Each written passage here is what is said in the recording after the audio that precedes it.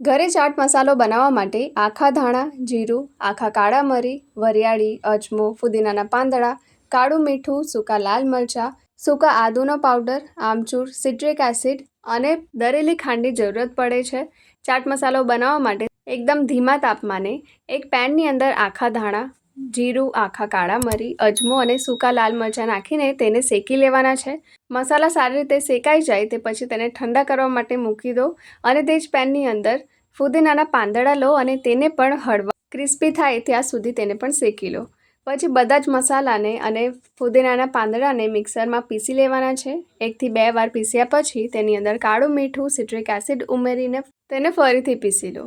હવે આ બધા જ મસાલાને એક પ્લેટમાં કાઢી લો અને ઉપરથી સોલ્ટનો પાવડર એટલે કે આદુનો પાવડર, સૂકા આદુનો પાવડર, આમચૂર અને દળેલી ખાંડ ઉમેરીને તમારે ચમચીથી મિક્સ કરી લેવાનું છે અને તમારો ચાટ મસાલો બનીને રેડી છે.